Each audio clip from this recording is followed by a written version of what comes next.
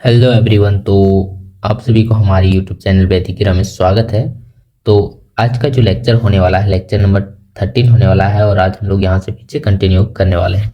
तो हम लोग इसमें करते हैं क्या, तो RRB NTPC maths PYQ previous year set wise solution करते हैं, जो कि आरआरबी एनटीपीसी 2020 का जो हाल ही में एग्जाम हुआ था उसका हम लोग पेपर सॉल्यूशन करते हैं प्रीवियस वाइज और सेट वाइज करते हैं।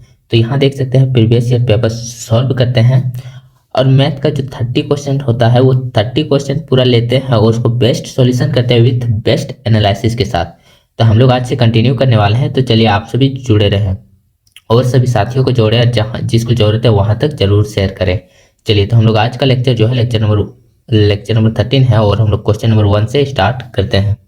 तो क्वेश्चन नंबर 1 में आपको बोला गया है, एक वृत्ताकार पथ के अनुदेश चलते हुए अंश को एक चक्कर पूरा करने में 18 मिनट लगते हैं। ठीक है, अंश को एक चक्कर पूरा करने में कितना टाइम लगता है, तो 18 मिनट लगता है। उसके बाद बोला है कि सिद्धि को एक चक्कर पूरा करने में कितना टाइम लगता है, तो 12 मिनट लगता है। यदि वे एक ही बिंदु एक ही समय से शुरू करते हैं तब कितने समय बाद वे फिर से प्रारंभिक बिंदु पर मिलेंगे। तो आपको बस करना क्या है, ये दोनों का एलसीएम ले लेना है। तो ये दोनों 18 और 12 का एलसीएम आपका कितना आ जाएगा, 36, यानी कि 36 मिनट बाद वे प्रारंभिक बिंदु पर फिर से मिलेंगे। तो आपका ऑप्शन नंबर 1 हो जाएगा आंसर। ठीक है, चलिए आगे बढ़ते हैं। क्वेश्चन नंबर 2 में बोला गया है कि ये जो क्वेश्चन है 3 + 2√5 क्या है, कौन सी संख्या है, इसको क्या मानेंगे। तो आप कभी भी देखिए रूट के अंडर में कोई भी संख्या रहता है, ठीक है, और उसका रूट से निकलना मतलब रूट से पूर्ण संख्या मतलब कंप्लीट नंबर में नहीं निकलता है तो वो एक अपरिमेय संख्या होता है। यहाँ आप देख सकते हैं रूट अंडर 5 है तो ये एक अपरिमेय संख्या मतलब ये पूरी संख्या को अपरिमेय बना दे रहा है। तो आपका ये जो ऑप्शन नंबर 4 आ जाएगा, ये एक अपरिमेय संख्या है। ठीक है, चलिए आगे बढ़ते हैं। क्वेश्चन नंबर 3 में आपको बोला गया है कि अमित अकेले एक कार्य को 15 दिनों में पूरा करता है। कितना दिन में, अमित जो है अकेले किसी कार्य को 15 दिनों में पूरा करता है। फिर बोला गया है कि बलबीर अकेले उसी कार्य को 10 दिनों में करता है। बलबीर जो है उसी कार्य को 10 दिनों में करता है। फिर बोला यदि अमित अकेले 3 दिनों तक कार्य करता है जिसके बाद बलबीर उसके साथ शामिल हो जाता है तो पूरा कार्य करने में कितनों दिनों में समाप्त हो जाएगा। तो हम लोग यहाँ से ले लेते हैं। ठीक है, तो एक सेकेंड, चलिए, तो हम लोग इसका टोटल वर्क निकालते हैं। तो इसका एलसीएम लेके टोटल वर्क निकालते हैं तो 15 और 10 का टोटल वर्क निकल जाएगा 30। ठीक है, एफिशिएंसी यहाँ देखिए तो ए का एफिशिएंसी हो जाएगा 2, 15 दूना 30 और बी का एफिशिएंसी बलबीर का एफिशिएंसी हो जाएगा 10 या 30 3। ठीक है, बोला है कि अमित अकेले 3 दिनों तक कार्य करता है, 3 दिनों तक, तो 2 की स्पीड से 3 दिनों तक कार्य करेगा तो कितना काम करेगा, 6 काम कर लेगा। तो यहाँ हम लोग 6 काम घटा देते हैं, 6 का माइनस कर देते हैं तो बचेगा कितना, 24 काम। तो 3 दिनों तक तो काम कर लिया अमित, 24 काम बचा है जो दोनों मिलकर बोलेगा। बोला कि जिसके बाद बलबीर उसके साथ शामिल हो जाता है तो कितना काम बचा है, 24 काम, और 3 और 2 5 की स्पीड से करेगा तो बटा में 5। तो आपका हो जाएगा 5 चौके 20 और 4 24 बटा में 5, 4.4/5 दिनों में काम को पूरा करेगा। लेकिन क्वेश्चन बोला पूरा कार्य कितने दिनों में समाप्त हो जाएगा। तो 3 दिन तो पहले किया था अमित और 4.4/5 दिन में ये दोनों मिलकर कर रहा है तो टोटल कितना दिन टाइम लगेगा, तो 7.4/5 दिन में काम कंप्लीट होगा। ठीक है, ऑप्शन नंबर 4 आपका हो जाएगा। चलिए आगे बढ़ते हैं। क्वेश्चन नंबर 4 में आपको बोला गया है कि समांतर चतुर्भुज को देखते हुए जहां कोण बी और डी क्रमशः 7x - 30 डिग्री और 5x है, हम कह सकते हैं x का मान क्या है, मतलब x का मान निकालना है। तो ये आपका एक समांतर चतुर्भुज है। समांतर चतुर्भुज मतलब आमने सामने की कोण जो है वो बराबर होता है। तो हम लोग यहाँ से देखते हैं आमने सामने का कोण जो बराबर होता है यानी कि बी और कोण डी बराबर है। तो 7x - 30 बराबर आपका हो जाएगा कितना, 5x का। फिर हम लोग यहाँ से करते हैं तो 7x माइनस में तो x - 5x होगा तो यह हो जाएगा 2x बराबर हो जाएगा, ये उधर चला जाएगा तो 30। तो 2x से 30 को काटेंगे तो 15 डिग्री, यानी कि x बराबर क्या आ जाएगा, 15 डिग्री आपका आंसर हो जाएगा ऑप्शन नंबर 3। ठीक है, चलिए आगे बढ़ते हैं। क्वेश्चन नंबर 5 में आपको बोला गया है क्या, एक त्रिभुज की भुजाएं 3:4:5 के अनुपात में है। तो आप सभी को दिख रहा होगा कि एक त्रिप्लेट है तो अनुपात में है, तो त्रिभुज की मतलब त्रिभुज कौन सा है, तो आप सभी को एक त्रिप्लेट याद होगा। ठीक है, 3 4 5। ठीक है, तो ये जो है एक समकोण त्रिभुज है, ऑप्शन नंबर 3 हो जाएगा। ठीक है, चलिए आगे बढ़ते हैं क्वेश्चन नंबर 6 में। क्वेश्चन नंबर 6 में आपको बोला गया है कि एक कस्बे की जनसंख्या प्रतिवर्ष 10% की वृद्धि होती है। यदि वर्तमान जनसंख्या 20,000 है तो अगले वर्ष की जनसंख्या क्या होगी? 10% की वृद्धि होती है तो वही जो जनसंख्या पिछला होगा उसका 10%, तो 20,000 का 10% कितना हो जाएगा? 2,000। ठीक है, यानी कि अगले वर्ष क्या होगा? 2,000 बढ़ जाएगा, यानी कितना हो जाएगा? 22,000 अगले वर्ष। ठीक है, ऑप्शन नंबर 1 हो जाएगा। चलिए आगे बढ़ते हैं क्वेश्चन नंबर 7। क्वेश्चन नंबर 7 में आपको क्या बोला गया है? तो निम्नलिखित में से किस संख्या का एक शांत दशमलव है? ठीक है, शांत दशमलव मतलब पूरा पूरी कट जाए, मतलब पॉइंट के बाद भी पूरा कट जाए और रिपीट ना होते रहे। तो हम लोग यहाँ से देखते हैं, अगर इसको सिंप्लीफाई करते हैं 3 से, तो 3 × 5 = 15, 3 दूना 6। ठीक है, यानी कि यह आ गया 5/200। तो आप सभी को पता होगा कोई भी जैसे कि संख्या है p बटा में कोई भी संख्या 5 × 2 के इस प्रकार रहता है। ठीक है, तो वो हमेशा एक शांत दशमलव होगा, यानी कि नीचे 5 और 2 के सिवाय कुछ नहीं है तो वो हमेशा एक शांत दशमलव होगा। तो आप यहाँ देख सकते हैं नीचे में एक 2 और 5 के सिवाय इसमें मल्टीप्लाई 200 का हम लोग देखते हैं फैक्टर, तो क्या हो जाएगा? 2 गुना में 5 गुना में 5, 5 × 5 = 25, दूना 100 गुना 200, इतना हो जाएगा। तो आपको 2 और 5 के सिवाय कुछ नहीं दिख रहा है, यानी कि ये जो है एक 15/600 ये एक शांत दशमलव है। तो आपका ऑप्शन नंबर 4 हो जाएगा। ठीक है, चलिए आगे बढ़ते हैं क्वेश्चन नंबर 8। क्वेश्चन नंबर 8 में आपको बोला गया है कि अली एक कार्य को 8 दिनों में करता है। अली जो एक कार्य को 8 दिनों में करता है और बलविंदर उसी कार्य को 10 दिनों में करता है। बलविंदर उसी कार्य को कितना दिनों में करता है? 10 दिनों में। 4 दिनों में कार्य पूरा करने के लिए उन्होंने चंदर को अपने साथ लिया। 4 दिनों काम को पूरा करने के लिए चंदर को अपने साथ शामिल किया और कहा कि वे समय पर कार्य खत्म करने में सक्षम थे। चंदर अकेला कार्य को कितने दिनों में पूरा कर सकते हैं? तो हम लोग टोटल कार्य ले लेते हैं। टोटल कार्य इसका एलसीएम तो कितना हो जाएगा? 40 का। ठीक है, उसके बाद हम लोग यहाँ देखते हैं तो 8 × 40, जो ए का एफिशिएंसी हो जाएगा 5 हो जाएगा एक दिन का, बी का एफिशिएंसी हो जाएगा 4 हो जाएगा। ठीक है, तो इसको 4 दिनों में टोटल काम करने के लिए टोटल एफिशिएंसी कितना चाहिए एक दिन में? तो एक दिन में 4 × 40, यानी कि टोटल एफिशिएंसी जो है एक दिन में 10 चाहिए। तो 5 और ये 4 तो 9 कर दे रहा है, तो चंदर का है जो उसका कितना एफिशिएंसी होगा? 1 होगा, क्योंकि 5 4 9 तो ये दोनों मिलकर बना दे रहे हैं, तो एक जो इसका होगा तो यानी 1 के एफिशिएंसी से काम करता होगा, यानी टोटल काम कितना है? 40, और वो 1 के एफिशिएंसी से चंदर करेगा तो कितना दिन में करेगा? टोटल 40 दिन में वो कार्य को खत्म करेगा, यानी कि ऑप्शन नंबर 3 आपका हो जाएगा आंसर। ठीक है, 40 दिन। चलिए आगे बढ़ते हैं क्वेश्चन नंबर 9। तो क्वेश्चन नंबर 9 में आपको बोला गया है कि निम्नलिखित समीकरण को सरल कीजिए। तो आप सभी आसानी से इसको सॉल्यूशन कर सकते हैं, तो आप सभी अपना सॉल्यूशन करें और इसका आंसर जो है कमेंट बॉक्स में जरूर करें। ठीक है, चलिए आगे बढ़ते हैं क्वेश्चन नंबर 10। क्वेश्चन नंबर 10 में आपको बोला गया है कि एक ट्रेन बस की तुलना में 50% तेज है। ठीक है, एक ट्रेन जो है बस की तुलना में 50% तेज है, यात्रा कर रही है। दोनों एक ही समय पर करनाल से शुरू होते हैं और पानीपत पहुंचते हैं, जो करनाल से 75 किलोमीटर दूर है। तो टोटल दूरी यहाँ जो है इसका कितना है? 75 किलोमीटर। ठीक है, उसके बाद हालांकि रास्ते में ट्रेन करीब 12.5 मिनट तक रुकती है। ट्रेन जो है 12.5 मिनट तक बीच में रुकती है।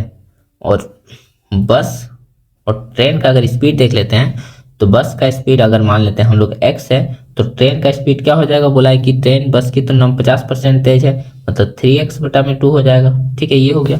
तो हम लोग यहाँ से देखते हैं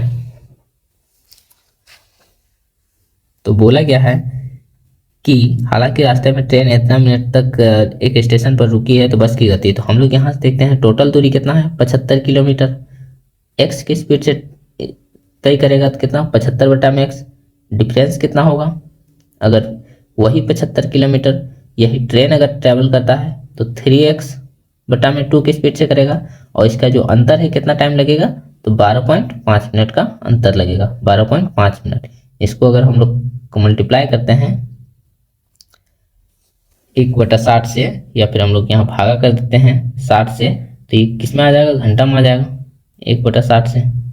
ठीक है, चलिए अब हम लोग इसको सॉल्यूशन करते हैं। तो इसको सॉल्यूशन करते हैं तो यहाँ देखते हैं ये 3 से ये कट जाएगा 25 बार में, आइए ऊपर चला जाएगा तो 25 50 हो जाएगा। ठीक है, तो 75 बटा एक्स माइनस 50 बटा एक्स आपका हो जाएगा कितना, 25 बटा में एक्स बराबर आपका हो जाएगा, यहाँ से पॉइंट हटा मतलब यहाँ 10 आ जाएगा, फिर 5 से काटते हैं तो 25 25 125 और 5 दूना 10 बटा 2 गुना में 60 हो जाएगा। फिर यहाँ से हम लोग काटते हैं तो यहाँ से हम लोग सॉल्यूशन करते हैं तो डायरेक्ट आपको देख सकते हैं 25 बटा एक्स इधर आ गया और इधर आ जाएगा आपको 25 बटा में 120। ठीक है, यहाँ से अगर हम लोग सॉल्यूशन करते हैं तो 25 से 35 कैंसिल आ जाएगा, तो आपका एक्स बराबर आपका आ जाएगा जो 120 किलोमीटर प्रति घंटा। ठीक है, तो हम लोग को जो क्वेश्चन में पूछा गया था, बोला था क्या कि बस की गति क्या है, तो हम लोग बस की गति जो कितना एक्स यानी कि 120 किलोमीटर प्रति घंटा, आपका आंसर आ जाएगा ऑप्शन नंबर 3।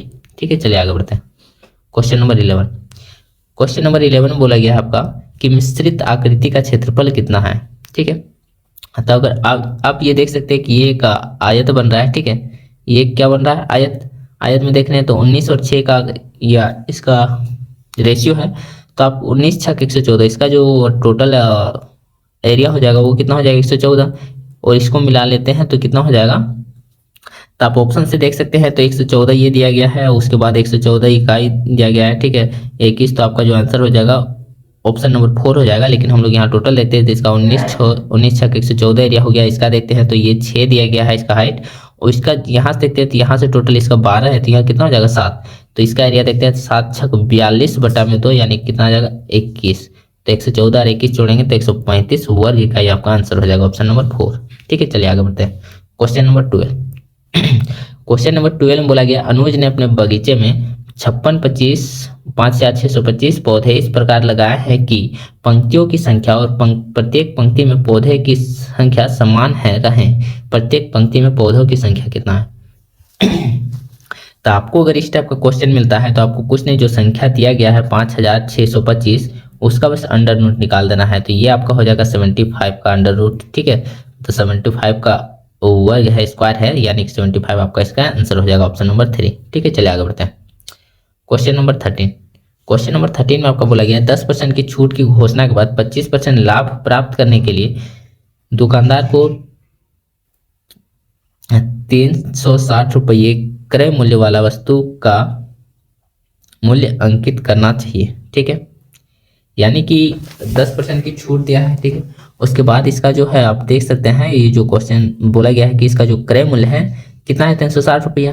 ठीक है, 360 रुपया, इसका कितना लाभ कमाना है 25% लाभ कमाना, तो इसका 25% देखते हैं तो कितना हो जाएगा 90। अगर 360 का 25% देखते हैं तो कितना हो जाएगा 90, यानी कि 90 रुपया इसको एक्स्ट्रा कमाना है, तो कितना होना चाहिए 450 रुपया में बेचना चाहिए। आइए 450 रुपया में बेचने कब बेचेगा, जब 10% का छूट देगा। ठीक है, 10% की छूट देने के बाद 450 रुपया में बेचेगा, तो यानी कि ये 9 का वैल्यू होगा, तो हम लोग 10 का वैल्यू निकालते हैं तो ये कितना हो जाएगा 500।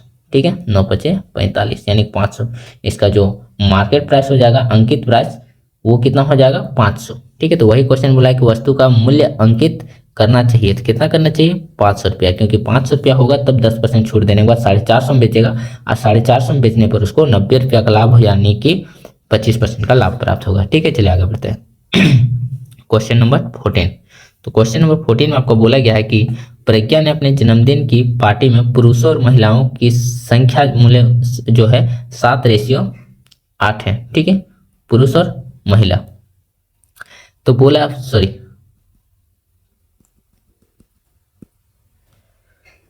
मेल और फीमेल का जो रेशियो है वो 7:6 में है। ठीक है, 7:6 में अनुपात में आमंत्रित किया। यदि पार्टी में पुरुषों की संख्या जो 56 थी, पार्टी में मेल की जो संख्या है वो 56 थी, कितना गुना था 8 गुना, तो बोला है तब पार्टी में शामिल होने वाले अतिथियों की कुल संख्या ज्ञात कीजिए। कितना 713 यूनिट था, 13 गुना में 8 हो जाएगा, कितना 13 104, तो टोटल आमंत्रित कितना था 104, ऑप्शन नंबर 4 आपका आंसर हो जाएगा। ठीक है, चलिए आगे बढ़ते हैं।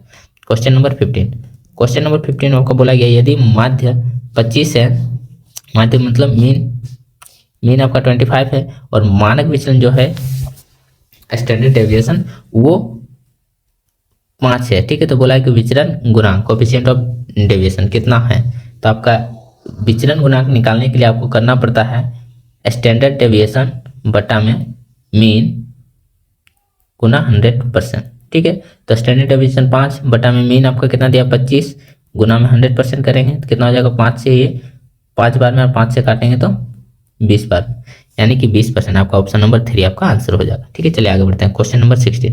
क्वेश्चन नंबर 16 में आपको बोला गया है एक निश्चित राशि को 3 दोस्तों राजीव, केवल और अमित के बीच 2:3:7 के अनुपात में विभाजित किया गया। यदि अमित का हिस्सा केवल के हिस्से के 15 रुपये अधिक है तो विभाजित की गई कुल राशि कितनी है। ठीक है, अमित, राजीव, केवल और अमित। ठीक है, इसका जो डिवाइडेड जो राशि रेशियो था कितना था, 2:3:7 था। फिर बोला कि यदि अमित का जो हिस्सा है केवल के हिस्से से 15 रुपये अधिक है। ठीक है, अमित का जो हिस्सा है वो केवल के हिस्से से 15 रुपये अधिक है। तो यहाँ देखते हैं 3 से कितना अधिक है, 4, तो 4 यूनिट का मान कितना दिया हुआ है, 15 रुपये। तो विभाजित की गई कुल राशि कितना है, तो 7 3 10, 10 और 2 12, कितना 12 यूनिट है। ठीक है, तो हम लोग यहाँ से देखते हैं इसका कितना गुना हुआ है, 3 गुना, तो ये भी कितना गुना हो जाएगा, 3 गुना। ठीक है, तो 15 रुपया 45 रुपया टोटल राशि था, कितना 45 रुपया। तो ऑप्शन नंबर 3 आपका आंसर हो जाएगा। ठीक है, चलिए आगे बढ़ते हैं। Question number 17। क्वेश्चन नंबर 17 में बोला गया है कि निम्नलिखित समीकरण प्रश्नवाचक चिन्ह को प्रतिस्थापित करने वाले संख्या का चयन कीजिए। ठीक है, तो आपको ये संख्या जो दिया गया है इसको पूरा सॉल्यूशन करना है और उसका आंसर आएगा। ठीक है, तो इसका भी आंसर जो कमेंट बॉक्स में कीजिए। ठीक है, आप सब सॉल्यूशन करके जरूर करें। चलिए आगे बढ़ते हैं। Question number 18। क्वेश्चन नंबर 18 बोला गया भावना ने एक ऋणदाता से 15% प्रतिवर्ष के साधारण ब्याज की दर से 26 मार्च 2018 में कितना उधार लिया, 4500 रुपया। उसके बाद बोला उसी वर्ष 7 जून को, कितना 7 जून 2018 को चुकाया। उसने अपना ऋण चुकाने के लिए कितनी राशि का भुगतान किया। ठीक है, तो ये जो पूछ रहा है कि 26 मार्च 2018 को ये 4500 रुपये की राशि जो है उधार लेता है 15% प्रतिवर्ष के साधारण ब्याज पर, और 7 जून 2018 तक वो चुका देता है ऋण। तो जो ऋण चुकाया है उसको कितना राशि टोटल देना पड़ेगा, जो कर्जा लिया था उसके साथ जो इंटरेस्ट देगा वो टोटल राशि कितना होगा, ये बताना है आपको। तो हम लोग यहाँ देखते हैं मार्च जो है, टोटल मार्च कितना दिन का होता है, 26 तारीख को लिया, तो मार्च कितना दिन का होता है, 31। तो हम लोग यहाँ देखते हैं 26 से 31 जाने में कितना टाइम लगेगा, तो 5 दिन।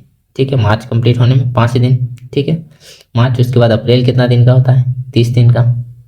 मई कितना दिन का होता है, 31 दिन का। ठीक है, उसके बाद जून कितना दिन का है, तो 7 दिन तक लेगा। ठीक है, तो टोटल हम लोग जोड़ते हैं तो 7 1 8 5 13 के 3 हाथ में 1 3 3 6 1 7, यानी कि टोटल कितना 73 दिन के लिए लिया। और टोटल दिन कितना होता है एक साल में, तो 365 दिन होता है। ठीक है, तो 365 दिन में वो 73 दिन के लिए उधार लिया, यानी कितना 1/5। ठीक है, तो हम लोग का जो हो जाएगा, हम लोग देखते हैं 4500 का कितना 15% के हिसाब से, 15% के हिसाब से वो कितना दिन टाइम के लिए लिया, तो 73/365, 73/365 दिन के लिए वो लिया। तो उसके लिए कितना इंटरेस्ट देना पड़ेगा। तो हम लोग यहाँ सॉल्यूशन करते हैं, तो ये 1 से 5 बार में 1/5 बार में कट जाएगा, 5 से इसको काटेंगे तो 3 बार में, इसका 3% आपका हो जाएगा, परसेंट से काटेंगे तो 2 0 कट जाएगा। ठीक है, तो 45 दिया कितना हो जाएगा, तो 3 5 15 5 हाथ में 1 3 6 12 1 13 135। तो हम लोग 4500 में जोड़ देंगे, 4500 प्लस 135, तो आपका क्या कितना हो जाएगा, 4635।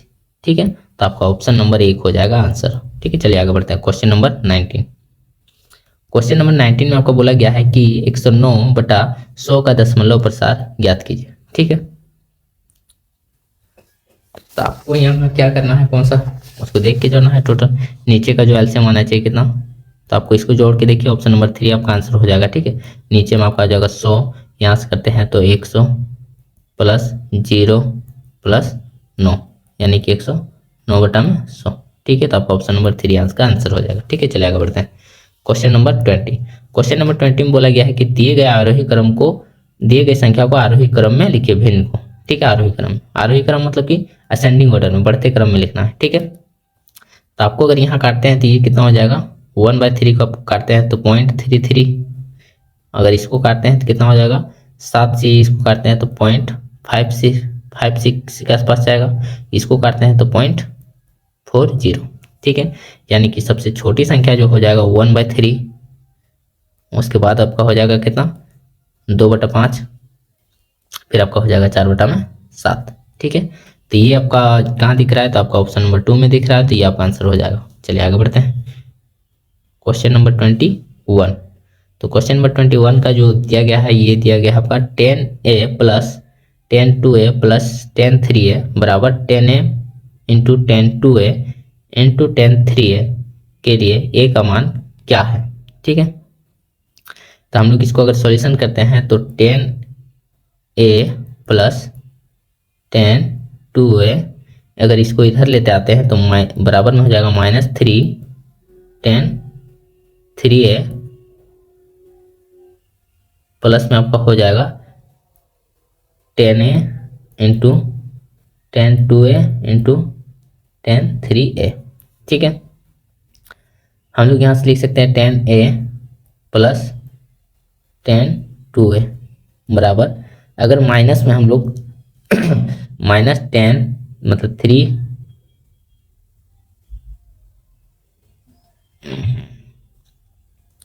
एक सेकेंड,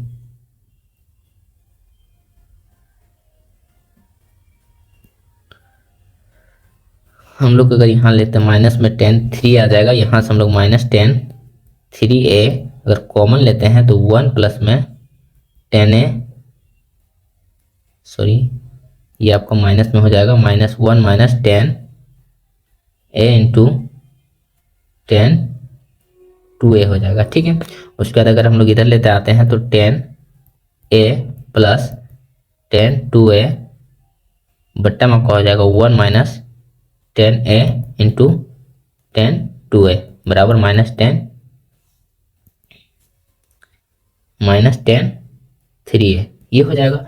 और ये हम लोग जानते हैं ये जो फॉर्मूला था 10a ये जो फॉर्मूला था 10a प्लस 10 2a का होता है, ठीक है। बराबर क्या हो जाएगा -10 3a।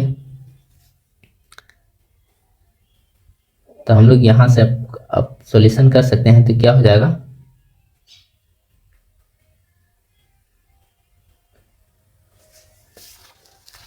हम लोग यहाँ से अगर देखते हैं तो इसको सॉल्यूशन करते हैं तो ये हो जाएगा आपका 10 3a बराबर 10 3a, ये माइनस में होगा और ये माइनस को इधर लेते आते हैं तो ये क्या हो जाएगा इधर आके जुड़ जाएगा, यानी कि 2 10 3a बराबर आपका हो जाएगा क्या 0, ठीक है।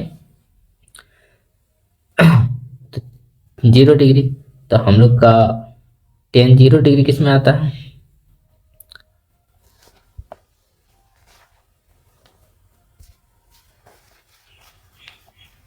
तो होता है आपका 10 पाई, ठीक है। हम लोग यहाँ से लिख सकते हैं 10 3a बराबर 0 डिग्री, ठीक है। फिर हम लोग यहाँ से लिख सकते हैं 10 3a बराबर 10 n पाई यानी कि 3a बराबर हम लोग n पाई लिख सकते हैं। n के जगह हम लोग कोई भी कुछ भी रख सकते हैं, 1 2 3 4 5, ठीक है। तो हम लोग यहाँ से a बराबर आपका हो जाएगा n पाई बटा में 3। तो a की जगह में अगर 1 रखते हैं तो आपका a बराबर क्या हो जाएगा पाई बटा में 3, ठीक है। a की जगह में अगर 2 रखते हैं तो 2 पाई बटा में 3, यानी कि आपका जो आंसर हो जाएगा वो हो जाएगा आपका ऑप्शन नंबर 3, ठीक है। पाई बटा में 3 2 पाई बटा में 3, ठीक है। चलिए आगे बढ़ते हैं क्वेश्चन नंबर 22। तो क्वेश्चन नंबर 22 आज के लिए ये होमवर्क रहेगा, अगर आप सभी को आता है तो इसका आंसर जो है कमेंट बॉक्स में जरूर करें, ठीक है। चलिए आगे बढ़ते हैं क्वेश्चन नंबर 23 में बोला गया कि एक वर्ग की प्रत्येक भुजा की लंबाई कितनी है जिसके प्रत्येक विकर्ण का माप जो है 10 सेंटीमीटर है, ठीक है। तो एक वर्ग है,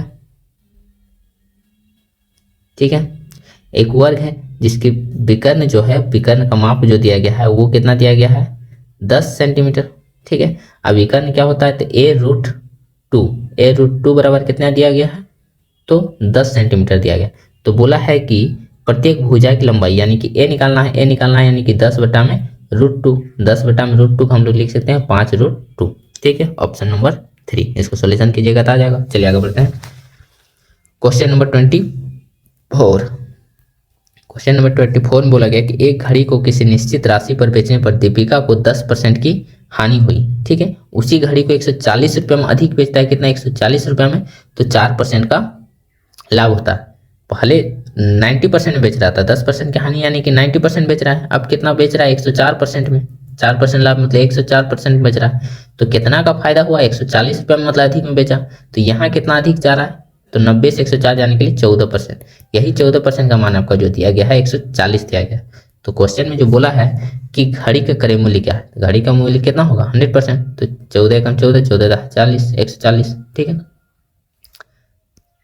ठीक है, 10 बार में कटेगा तो 100% से 100 से गुना करेंगे, तो इधर भी 100 से गुना करेंगे तो कितना हो जाएगा, 1000। ठीक है, तो उसका जो क्रय मूल्य है वो कितना है, 1000, ऑप्शन नंबर 3। ठीक है, चलिए आगे बढ़ते हैं।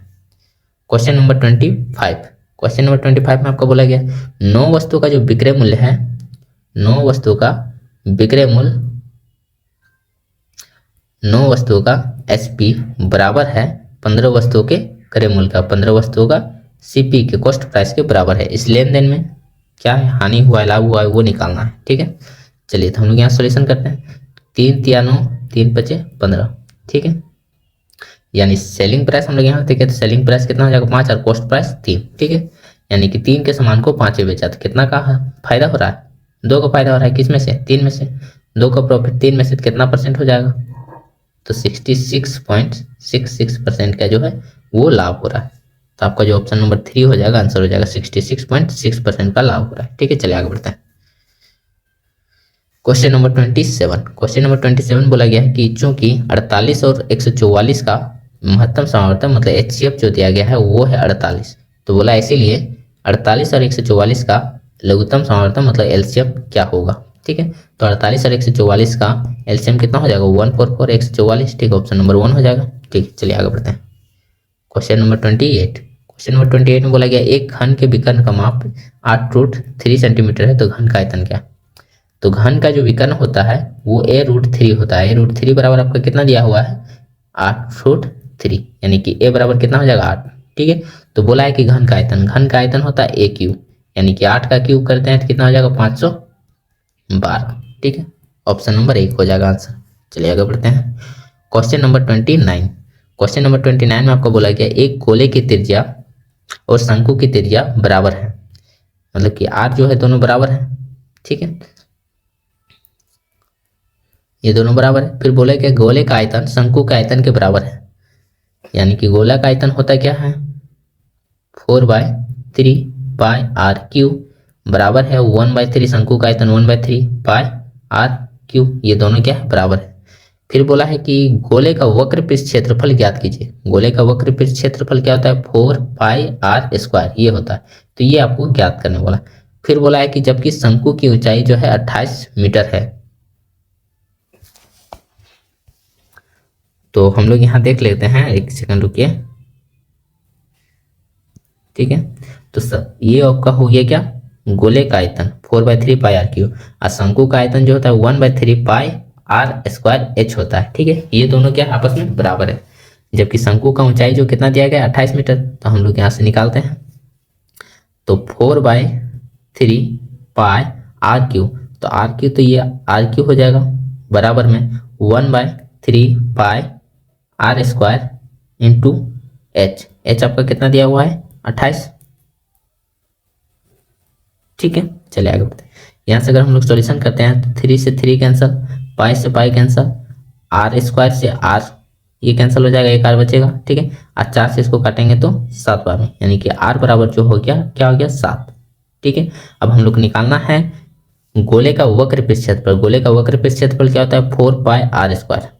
ठीक है, तो 4 गुना में 22 बटा में 7 गुना में 7 गुना में 7, तो 7 से यहाँ 7 कैंसिल। अब हम लोग यहाँ सोल्यूशन करते हैं तो 22 चौके 88 गुना में 7, इसको सोल्यूशन करते हैं 7 8 56 के 6 आते 5, 7 8 56, 56 और 5 61, यानी कि 616 मीटर स्क्वायर हो जाएगा ऑप्शन नंबर 3। ठीक है, चलिए आगे बढ़ते हैं। Question number 30। तो क्वेश्चन नंबर 30 भी इसको सरल करना है। ठीक है, तो इसको सरल करना है तो क्या हो जाएगा, यहाँ से काटते हैं तो 4 दिया 12, 3 से 3 कैंसल, यानी कि 1/2 गुना हम करेंगे तो ये आपका हो जाएगा कितना, ये पलट जाएगा तो 4 से 1/2 यानी कि 2/1 माइनस का 12 प्लस 4। ठीक है, तो 2 से 2 कैंसल, तो 1 माइनस 12 प्लस 4, ये आपका हो जाएगा -7। ठीक है, ऑप्शन नंबर 2 आपका आंसर हो जाएगा। ठीक है, तो आज का क्वेश्चन यहाँ कंप्लीट होता है। बाकी जो होमवर्क दिया गया उसका कंप्लीट जरूर करें और उसका आंसर जो है कमेंट बॉक्स में करें। ठीक है, चलिए तो हम लोग इसमें करते हैं क्या है, तो आरआरबी एनटीपीसी का जो प्रीवियस ईयर पीवाई को शेयर वाइज हम लोग सॉल्यूशन करते हैं और ये लेक्चर नंबर 13 है। ठीक है, इससे पहले का भी लेक्चर डाला जा चुका है, तो आप सभी उसको भी देखें और ज़्यादा से ज़्यादा शेयर करें। ठीक है, तो चलिए आज का यहाँ लेक्चर समाप्त होता है। चलिए, थैंक यू, आपका दिन शुभ हो।